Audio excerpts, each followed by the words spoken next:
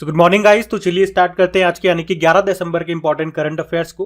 तो इस प्रश्न में आपसे पूछ रहे हैं अभी हाल ही में किसे फेडरल रिजर्व बैंक का पहला उपाध्यक्ष बनाया गया है। तो आंसर होगा सुष्मिता शुक्ला को।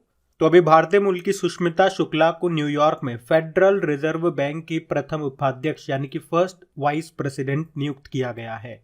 जैसे हमारे यहाँ पे सेंट्रल बैंक है हमारा रिजर्व बैंक ऑफ इंडिया, उसी तरह से अमेरिका का जो सेंट्रल बैंक है वो फेडरल रिजर्व बैंक है और उसकी पहली उपाध्यक्ष बनी है ये सुष्मिता शुक्ला। तो नाम तो इंपॉर्टेंट है। बाकी देखो ये भी नाम इंपॉर्टेंट है, table tennis federation of India, इसकी अभी पहली महिला अध्यक्ष कौन बनी थी? मेघना अहलावत। नाबार्ड के नए अध्यक्ष बने थे कौन? शाजी केवी। और बॉम्बे स्टॉक एक्सचेंज के एमडी सीईओ बने हैं सुंदर रमन राममूर्ति। चलो 3 प्रश्न मैं आपसे और पूछता हूं, उनके उत्तर आप ही लोगों को देने। आपका होमवर्क प्रश्न समझो इसे या कुछ भी समझो। बताओ केवीआईसी के सीईओ कौन बने? दूसरा प्रश्न है विधि आयोग के अभी अध्यक्ष कौन बने थे? और संयुक्त राष्ट्र की वायु परिवहन समिति का अध्यक्ष अभी किसे बनाया गया था? ये प्रश्न इंपॉर्टेंट है जो मैं आपसे पूछ रहा हूं, बताओ इनको। और हाँ, अगर आप में से कोई इस वीडियो को वेरी फर्स्ट टाइम देख रहे हैं तो अगर सेशन अच्छा लगे तो वीडियो को लाइक जरूर करके जाना, भूल मत जाना, लास्ट में भूल जाते हो। और इसे अपने दोस्तों के साथ में शेयर जरूर करना। बस वीडियो के लिंक को कॉपी करो और अपने दोस्तों के साथ में व्हाट्सएप पे, फेसबुक पे या जैसे भी आप सेंड करना चाहते हैं सेंड कर देना एक बार। तो चलिए बढ़ते हैं आगे। और हाँ, इनका क्विज भी बना करके अपलोड कर दिया गया, पीडीएफ भी आपको मिल जाएगी आपकी करेक्ट एग्जाम एप्लीकेशन में, जिसका लिंक नीचे डिस्क्रिप्शन बॉक्स में है। अभी हम बढ़ते हैं आगे। तो बताइए अभी हाल ही में अंतर्राष्ट्रीय भ्रष्टाचार विरोधी दिवस 2022 कब मनाया गया? तो आंसर होगा 9 दिसंबर को। तो भ्रष्टाचार विरोधी के लिए जन जागरूकता बढ़ाने के लिए हर साल 9 दिसंबर को इंटरनेशनल एंटी करप्शन डे के रूप में मनाया जाता है। उद्देश्य क्या है इसको मनाने का? उद्देश्य लोगों को भ्रष्टाचार के प्रति जागरूक करना। और इस साल की थीम क्या है? Uniting the world against corruption, भ्रष्टाचार के खिलाफ दुनिया को एकजुट करना। आप जानते हो अभी जो करप्शन परसेप्शन इंडेक्स 2021 जारी हुआ था यानी कि भ्रष्टाचार बोध सूचकांक, उसमें भारत का स्थान क्या था? 85 नंबर पे था भारत। और टॉप पे डेनमार्क था। टॉप पे डेनमार्क होने का मतलब क्या हो गया? वहां पे करप्शन बहुत कम है। और आपको डेनमार्क से याद आएगा एक प्रश्न कि डेनमार्क स्थित मैरीटाइम एंटी करप्शन नेटवर्क के उपाध्यक्ष कौन बने थे? सिनर्जी ग्रुप के संस्थापक और सीईओ हैं राजेश उन्नी, वो बने थे। अच्छा, अभी दिसंबर में कौन कौन से दिन मनाए हमने? 1 दिसंबर को एक तो वर्ल्ड एड्स डे मनाया था। 1 दिसंबर को ही बीएसएफ ने अपना स्थापना दिवस मनाया, 58वां स्थापना दिवस। 2 दिसंबर को 3 डे मनाए थे, राष्ट्रीय प्रदूषण नियंत्रण दिवस, विश्व कंप्यूटर साक्षरता दिवस और अंतर्राष्ट्रीय गुलामी उन्मूलन दिवस। 3 दिसंबर को अंतर्राष्ट्रीय दिव्यांगजन दिवस मनाया। 4 दिसंबर को भारतीय नौसेना दिवस। 5 दिसंबर को वर्ल्ड सॉइल डे और अंतर्राष्ट्रीय स्वयंसेवक दिवस। 7 दिसंबर को अंतर्राष्ट्रीय नागरिक उड्डयन दिवस मनाया था और सशस्त्र सेना झंडा दिवस, आर्म्ड फोर्स फ्लैग डे भी हमने 7 दिसंबर को मनाया। तो ये आप याद रखना। हम बढ़ते आगे। चलिए फिर बताइए हाल ही में किसे S&P plates global CEO of the year award से सम्मानित किया गया? तो आंसर होगा गुरदीप सिंह को। तो गुरदीप सिंह ये भारत की सबसे बड़ी बिजली कंपनी जो है NTPC, उसके CMD है। याद आया आपको? और इन्हीं को अभी S&P plates global CEO of the year award से सम्मानित किया गया। याद रखना इस अवार्ड को ऊर्जा उद्योग का ऑस्कर भी कहा जाता है। तो इंपॉर्टेंट है ये प्रश्न। बाकी अभी जानते हो आप भारतीय अमेरिकी हैं कृष्णा वविलाला, जिनको अमेरिका का presidential life time achievement award मिला था। यह अमेरिका का सर्वोच्च सम्मान है। अभी फिक्की ने लाइफ टाइम अचीवमेंट अवार्ड 2022 से सम्मानित किया था राजेंद्र पवार को। और 2022 का जेसीबी साहित्य पुरस्कार किसे मिला? खालिद जावेद को, उनके उपन्यास नेमत खाना के लिए। और ये उपन्यास उर्दू में ट्रांसलेशन किया हुआ है द पैराडाइज ऑफ फूड का, ये ध्यान रखना। बढ़ते आगे। चलिए बताइए अभी हाल ही में किस राज्य में भारत के पहले कार्बन न्यूट्रल फार्म का उद्घाटन किया गया? तो आंसर होगा केरल। तो अभी केरल के जो मुख्यमंत्री हैं कौन? पिनाराई विजयन। अभी उन्होंने 10 दिसंबर 2022 को एर्नाकुलम जिले के अलुवा में स्थित केरल के राज्य बीमा फार्म का उद्घाटन किया। यह भारत का पहला फार्म है जो कार्बन न्यूट्रल है। अच्छा, मैं कुछ प्रश्न आपसे पूछता हूं, उत्तर देने की कोशिश करना कि कार्बन न्यूट्रल खेती के तरीकों को पेश करने वाला पहला राज्य कौन सा है? तो भी आंसर होगा केरल। चलो बताओ 2050 तक शुद्ध शून्य कार्बन उत्सर्जन लक्ष्य निर्धारित करने वाला पहला दक्षिण एशियाई शहर कौन सा बना था? मुंबई। और उत्तर प्रदेश ने जो तीर्थ स्थल है मथुरा वृंदावन, उसको किस वर्ष तक शुद्ध शून्य कार्बन उत्सर्जन पर्यटन स्थल बनाने का लक्ष्य रखा? 2041 तक। और देश का पहला कार्बन न्यूट्रल हवाई अड्डा कौन सा है? ये लेह हवाई अड्डा बना है। अच्छा, देश की पहली कार्बन न्यूट्रल पंचायत कौन सी बनी है? जम्मू कश्मीर का पल्ली गांव। बताओ अभी नीति आयोग ने किस वर्ष तक शुद्ध शून्य उत्सर्जन लक्ष्य हासिल करने के लिए कार्बन कैप्चर पर एक रिपोर्ट जारी की? तो आंसर होगा 2070। आपको याद है ना, भारत के कार्बन न्यूट्रल बनने का लक्ष्य है 2070। और भारत का ऊर्जा स्वतंत्रता का लक्ष्य कब का है? 2047 का। अच्छा, यहाँ पे शुद्ध शून्य कार्बन उत्सर्जन का मतलब ये तो नहीं समझ रहे हो ना कि कार्बन का उत्सर्जन ही नहीं होगा, ऐसा नहीं है, बल्कि इसका मतलब ये हो गया कि जितना भी उत्सर्जन होगा उतना ही उसका अवशोषण भी होगा, यानी कि एब्जॉर्प्शन। तो नेट कितना बच जाएगा? 0 बच जाएगा। अच्छा, बात यहाँ पे केरल की है, तो ये रहा मैप में केरल। केरल को गार्डन ऑफ स्पाइस मसालों का बाग कहते हैं, आपको बताए। कैपिटल तिरुवनंतपुरम में है। भारत का पहला स्पेस टेक पार्क यहीं पे आपको मिलेगा, और विक्रम साराभाई स्पेस स्टेशन भी। मुख्यमंत्री आपने कहा कौन है? पिनाराई विजयन है। और गवर्नर कौन है? आरिफ मोहम्मद खान। आपको याद है अभी नवंबर के महीने में इंडियन ब्लाइंड स्पोर्ट्स फेडरेशन नेत्रहीन फुटबॉल महिला एशियाई ओशिनिया चैंपियनशिप 2022 का आयोजन ये केरल के कोच्चि में हुआ था। और नवंबर में ही 18वें अंतर्राष्ट्रीय टेलीमेडिसिन सम्मेलन का आयोजन भी हुआ था केरल के कोच्चि में। और बताओ पहले केरल ज्योति पुरस्कार के लिए किसे चुना गया था? MT वासुदेवन नायर को। और केरल का सर्वोच्च फिल्म पुरस्कार कौन सा है? जेसी डैनियल। ये भी मिला था मलयालम फिल्म निर्माता हैं KP कुमारन को। और भारत का जो पहला स्वदेशी विमान वाहक पोत है ना INS विक्रांत, उसको बनाया गया है कोचीन शिपयार्ड लिमिटेड में ही। और याद रखना, कोचीन इंटरनेशनल एयरपोर्ट ये दुनिया का पहला सौर ऊर्जा संचालित एयरपोर्ट है, पूरी तरह से सोलर एनर्जी से चलता है मतलब। और भारत का पहला हाइड्रोजन ईंधन वाला इलेक्ट्रिक पोत ये भी बनाएगा कोचीन शिपयार्ड। और राज्य भर में सोने यानी कि गोल्ड की एक समान कीमत लागू करने वाला पहला राज्य भी आपका बना है केरल। और बताओ किस राज्य ने देश की पहली ऑन्कोलॉजी प्रयोगशाला का उद्घाटन किया कैंसर निदान सेवाओं के लिए? तो आंसर होगा केरल ने। और अभी 75वीं संतोष ट्रॉफी का संबंध किस खेल से? पहले तो ये भी तो पता हो, फुटबॉल से। इसको केरल ने जीता अभी पश्चिम बंगाल को हरा करके। तो इतना सब यहां से याद रखना, बढ़ते आगे। चलिए बताइए, अभी दिसंबर 2022 में बायोडाइवर्सिटी पर कनाडा के मॉन्ट्रियल में कौन से कॉन्फ्रेंस ऑफ पार्टी यानी कि कोप का आयोजन किया गया? तो आंसर होगा कोप 15। आपको याद तो जरूर होगा, अभी नवंबर में हमने पढ़ा भी था, कोप 27 का आयोजन किया गया था मिस्र में यानी कि इजिप्ट में, लेकिन उसका संबंध था जलवायु परिवर्तन से। अब ये जो कोप 15 है ये जैव विविधता के लिए, बायोडाइवर्सिटी के लिए है, जिसका आयोजन अभी दिसंबर में किया गया मॉन्ट्रियल कनाडा में। मॉन्ट्रियल आपको जरूर याद होगा, ये कनाडा में है। और क्या हुआ था यहाँ पे? एक प्रोटोकॉल हुआ था जिसे मॉन्ट्रियल प्रोटोकॉल बोलते हैं। कब हुआ था? 16 सितंबर 1987 में, ओजोन परत के संरक्षण के लिए। इसीलिए तो आप लोग 16 सितंबर को वर्ल्ड ओजोन डे के रूप में मनाते हो। और मॉन्ट्रियल में ही आपको किसका हेडक्वार्टर मिलेगा? अंतरराष्ट्रीय नागरिक उड्डयन संगठन का, इंटरनेशनल एविएशन का। अच्छा देखो, इसी तरह से 2 और प्रोटोकॉल है, वो भी आप ध्यान रखना। एक तो है कार्टेजेना प्रोटोकॉल और एक है नगोया प्रोटोकॉल। इनका संबंध भी जैव विविधता से है। और जैव विविधता सबसे ज्यादा विश्व में कहाँ पे पाई जाती है? अमेजन के वर्षा वनों में। इसलिए तो अमेजन के वर्षा वनों को पृथ्वी के फेफड़े भी कहा जाता है, लंग्स ऑफ अर्थ। आपको याद है अभी एक अपॉइंटमेंट भी पढ़ा था हमने, जैव विविधता आयोग के अध्यक्ष, अभी राष्ट्रीय जैव विविधता आयोग के अध्यक्ष कौन बने थे? C अचलेंद्र रेड्डी बने थे। बाकी आप जानते ही होंगे अंतर्राष्ट्रीय जैव विविधता दिवस ये 22 मई को मनाया जाता है।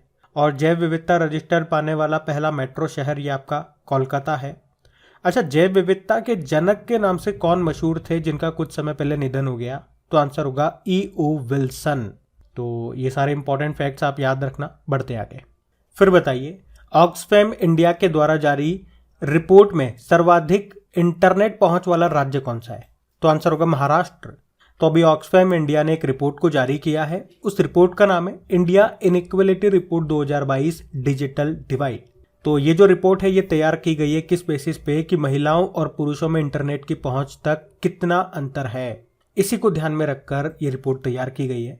तो सर्वाधिक इंटरनेट की पहुंच वाला राज्य आपसे पूछेंगे तो महाराष्ट्र है, और सबसे कम पहुंच में बिहार आंसर होगा। और इस रिपोर्ट में यह भी बताया गया कि 15% महिलाओं के पास पुरुषों की तुलना में मोबाइल कम है, और 33% महिलाएं पुरुषों की तुलना में इंटरनेट का उपयोग कम करती हैं।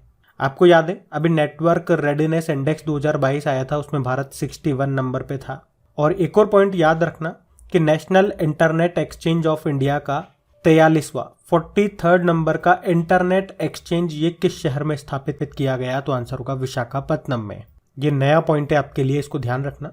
बढ़ते आगे, चलिए फिर बताइए अभी हाल ही में दुनिया में सबसे बड़ी पवन सौर हाइब्रिड बिजली उत्पादक कंपनी कौन सी बन गई है, तो आंसर होगा अडानी ग्रीन। तो अभी राजस्थान के जैसलमेर में अपने तीसरे 450 मेगावाट पवन सौर हाइब्रिड पावर प्लांट के चालू होने के साथ ही अडानी ग्रीन एनर्जी ये दुनिया की सबसे बड़ी पवन सौर ऊर्जा हाइब्रिड पावर कंपनी बन गई है। पवन मतलब विंड, मतलब जहां पे हवा से एनर्जी बनती है, और सौर मतलब सोलर, जहां से सूर्य से एनर्जी बनती है, सोलर एनर्जी। अच्छा, वैसे आपको पता है अडानी ग्रीन एनर्जी कंपनी जो है इसकी शुरुआत होती है 2015 में। हेडक्वार्टर आपको मिलेगा अहमदाबाद में, और इसके चेयरमैन कौन है, गौतम अडानी है। और इसके चेयरमैन कौन है, गौतम अडानी है, जो कि दुनिया के दूसरे सबसे अमीर व्यक्ति हैं। अभी फोर्ब्स की जो लिस्ट आई थी उसमें एशिया के सबसे बड़े दानवीर भी इनको बताया गया। अब वैसे अडानी ग्रीन एनर्जी के एमडी सीईओ विनीत जैन है। अच्छा, कुछ प्रश्न मैं आपसे पूछता हूं, बताना कि दुनिया का सबसे बड़ा तैरता सौर ऊर्जा प्लांट ये कहां पे बनेगा, तो आंसर होगा आपका मध्य प्रदेश में। मध्य प्रदेश के खंडवा जिले में नर्मदा नदी पर बनेगा। और किस बांध पे बनेगा पूछेंगे तो ओमकारेश्वर बांध पे। कैपेसिटी कितनी होगी, 600 मेगावाट। एक और प्रश्न का उत्तर दो। दुनिया का सबसे बड़ा एक्टिव ज्वालामुखी जिसका नाम है मोना लोआ ज्वालामुखी, ये भी फट गया, विस्फोट हुआ इसमें। कहां पर है ये, हवाई द्वीप पर स्थित है ये, अमेरिका में। और दुनिया का सबसे बड़ा विमान कौन सा था जिसे अभी रशिया ने तबाह कर दिया जब यूक्रेन के साथ लड़ाई हुई थी, तो उसका नाम था मरिया, मर गया वो। और इसी को एंटोनोव 225 भी बोलते हैं। अच्छा, यूं बताओ किस देश को पीछे छोड़ के अभी भारत दुनिया की 5वीं सबसे बड़ी इकॉनमी बन गया, तो आंसर होगा ब्रिटेन। अच्छा, किस देश के तट पर दुनिया का सबसे बड़ा पौधा खोजा गया था, ये बता दो, आंसर होगा ऑस्ट्रेलिया। उस पौधे का नाम क्या था, पासिडोनिया ऑस्ट्रेलिया। चलो ये बताओ दुनिया के सबसे बड़े कैनाल लॉक का उद्घाटन ये कहां पे किया गया, तो आंसर होगा नीदरलैंड में।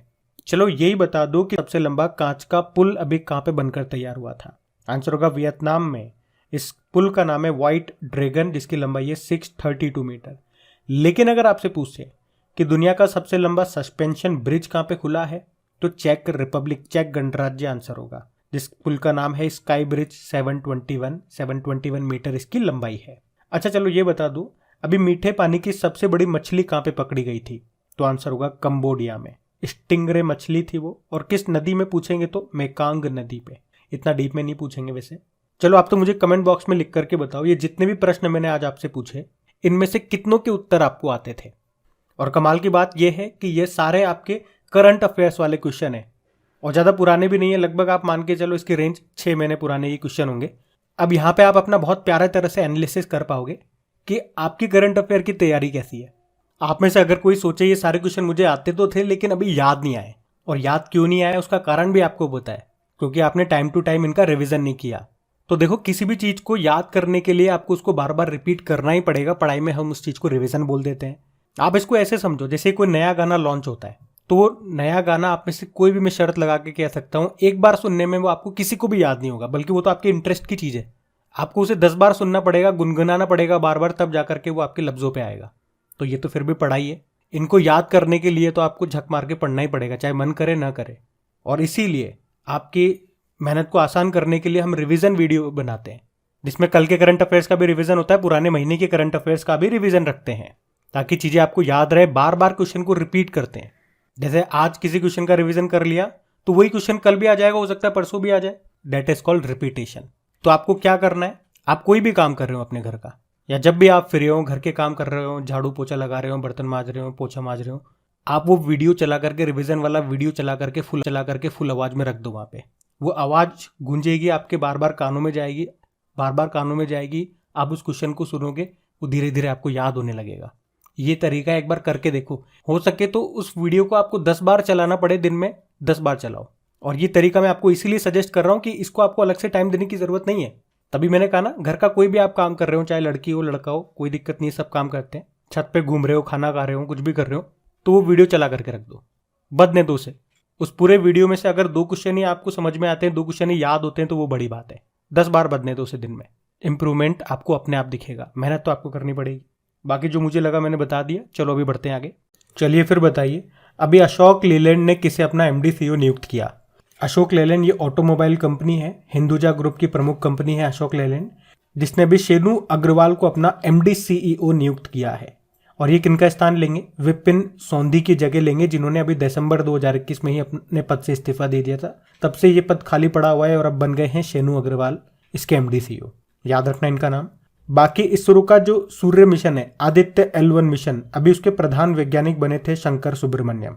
27वीं लेखा महानियंत्रक बनी है भारती दास, आप जानते हो। और ICMR Indian council of medical research के महानिदेशक बने डॉक्टर राजीव बहल।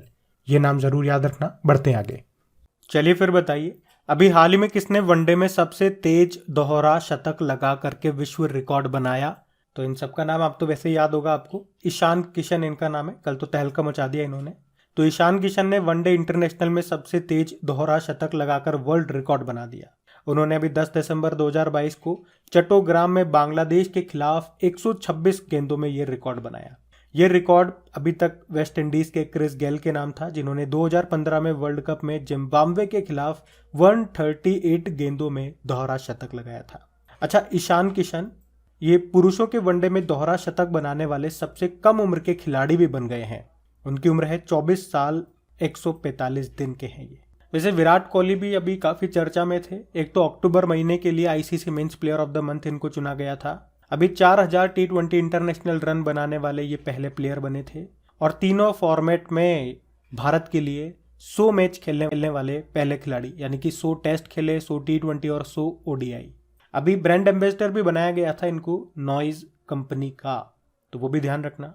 बाकी सूर्य कुमार यादव अभी एक वर्ष में 1000 T20 इंटरनेशनल रन बनाने वाले पहले भारतीय बल्लेबाज बने ये।